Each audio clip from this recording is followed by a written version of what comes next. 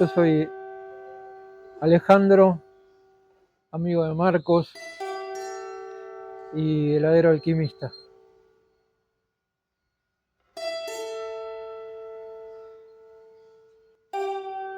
Y estoy acá en esta conversación con el Círculo Blake, especialmente poniendo énfasis en este fallo de la creación que llamamos caída.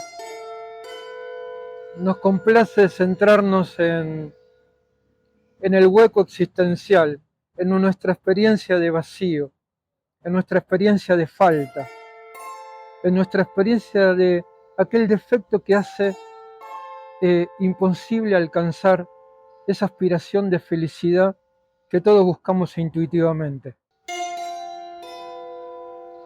Ese paraíso de que guarda memoria todos los mitos de la humanidad y la pregunta de por qué se frustran esos intentos de alcanzarlo.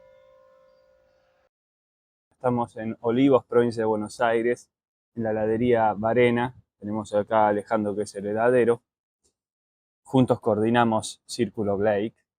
Y hace poquito, hace unos días, publicamos en la página de Facebook de Círculo Blake un texto llamado Recuperando el Paraíso, uno de ya varios textos breves, reflexivos, inspiradores. Y una de las amigas integrantes de este grupo, de este movimiento, de este círculo, Graciela Redoano, me envió esta observación y una pregunta a partir del texto Recuperando el Paraíso. Graciela me dijo: entiendo que Círculo Blake es una forma de volver al paraíso que perdimos. Este clima de unidad, de igualitariedad, de respeto hacia el otro, a que cada uno pueda manifestar plenamente lo que ha gestado su alma, que pueden ser cosas materializadas en lo creativo, en poesía, en música, en arte, y pueden ser también actitudes hacia el otro, solidaridad, entrega, mirada hacia el otro. Pienso que las reuniones de Círculo Blake han tenido ese clima. Ahora mi pregunta, dice Graciela, en base a esa percepción del paraíso perdido, es ¿con qué acciones concretas podríamos ir desarrollando en el mundo actual ese paraíso perdido? Vamos a reflexionar junto con Alejandro sobre esta idea de la acción que pueda acercar o, en su defecto, alejar del paraíso.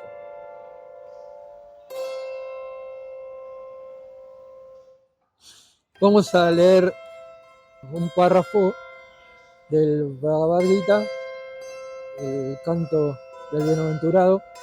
Uno se pregunta qué es lo que tenemos que hacer para alcanzar el estado de bienaventuranza o el estado de paraíso, ¿no? Para alcanzar la felicidad. Y acá, en este texto sagrado, como tantos otros se podrían haber elegido, ¿no? Pero este especialmente porque habla de la acción y de la inacción. Vamos a leer el capítulo 2, versículo 47 y 48 del Bhagavad Gita. Tú debes perseguir la acción, pero solo a ella, no a sus frutos. Que estos no sean tu acicate, mas por el contrario, no te entregues a la inacción. Cuando hayas alcanzado el yoga, realizarás tus acciones sin interés, impertérrito ante el fracaso o el éxito, pues esta tranquilidad de ánimo es lo que produce el yoga. Y estamos hablando de qué acciones nos conducen a ese paraíso, qué acciones concretas nos conducen a ese paraíso. Y acá este texto nos habla de acción e inacción, de la acción forzada, de la acción que persigue objetivos, de la acción que se propone metas, de la acción que como consecuencia de este deseo produce también ansiedad. Ansiedad por alcanzar y temor por no alcanzar. Acá habla de la acción como acto desinteresado, pero también nos previene de la inacción, de no caer en la inacción, de por no querer caer en la ansiedad, en el afán y en el temor de la frustración, quedarnos forzando lo contrario, que sería la inacción. Quiero mencionar una frase de William Blake, que está en El matrimonio del cielo y del infierno, y que dice que el que desea y no actúa engendra pestilencia. Es una frase que, así como varias cosas de William Blake, cuestiona el problema famoso de la represión, de una actitud represiva del deseo, es un deseo de actuar, es un impulso. También ese mismo texto describe a Jesús como un modelo de hombre virtuoso que funciona en la virtud.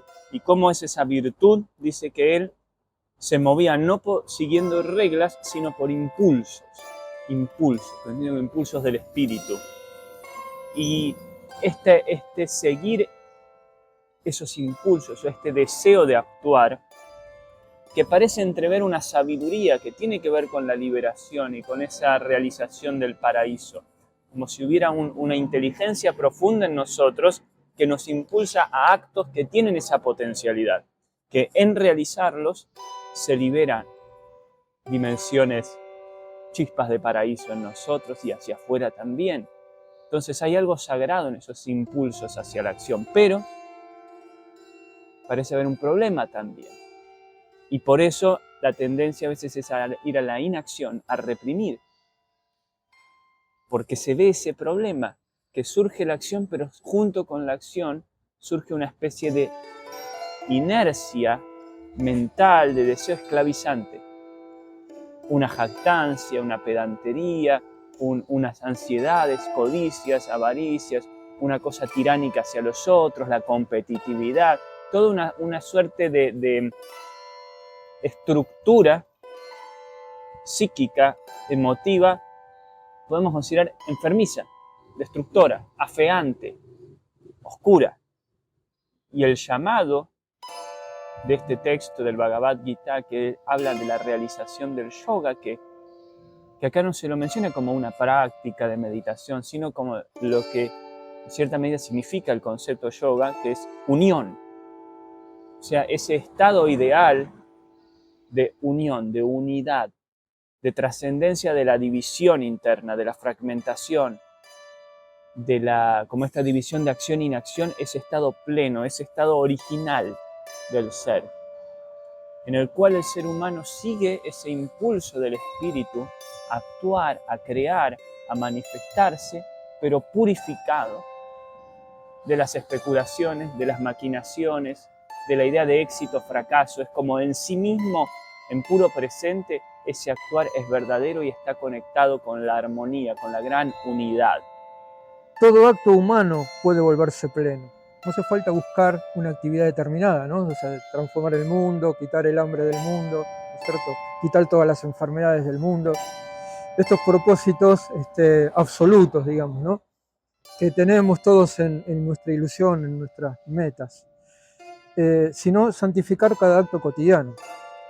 Es decir, tenemos la oportunidad en cada una de las situaciones de la vida que se nos presenta de buscar la plenitud de ese acto, buscar el paraíso en ese acto. Y esto tiene que ver con el discernimiento de la inspiración, ¿no? En por qué está movida mi alma, ¿no? ¿Qué es lo que mueve mi alma?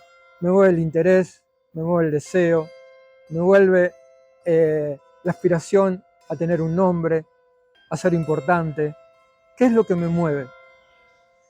Y en este captar, en este meditar, en este volvernos hacia adentro y empezar a ver los motivos de nuestros actos, está un poco la clave para encontrar ese movimiento del alma que realiza paraíso.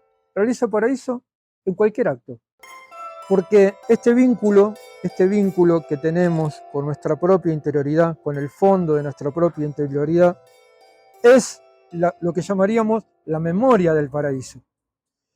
nuestro vínculo con lo trascendente, nuestro llamado a esa realización.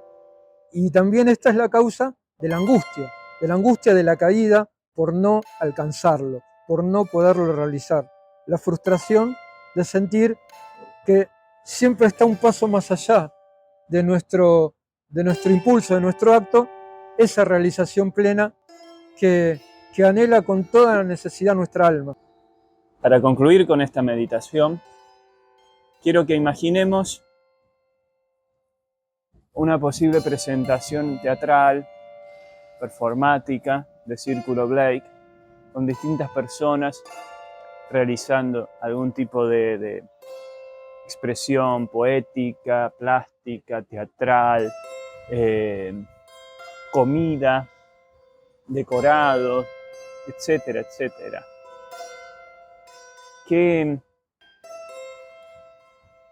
¿Por dónde pasa la cosa?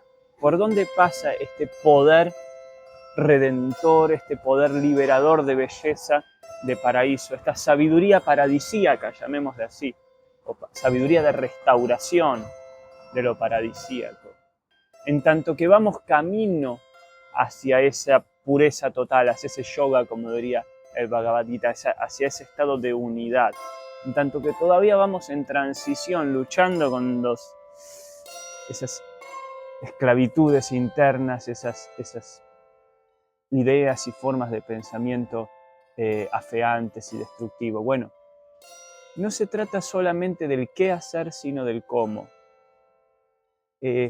Por tanto, nos vamos más allá de la idea a veces superficial de arte o temas sagrados o religiosos, y tocamos temas que tengan que ver con los mitos o con esto o aquello, o cantamos canciones espirituales. No, hay algo más de fondo que es el cómo. Podemos quedarnos en silencio, podemos hacer solo un círculo amarillo, pero el cómo. Y ahí es importante que los que entremos en este espacio artístico podamos ver esto como una práctica, como una ejercitación, como un trabajo del ser. Aplicarnos a realizar esta actividad con una conciencia de autotransformación y de transformación de la atmósfera.